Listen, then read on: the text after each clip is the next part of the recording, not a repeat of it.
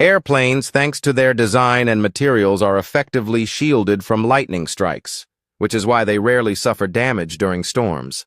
The outer shell of an airplane is made from conductive materials, which allow the electric charge from a lightning bolt to travel along the surface and safely disperse without penetrating the aircraft. Pilots are trained to use advanced radar technology to detect storms and navigate around them, ensuring a safe flight path away from lightning hazards.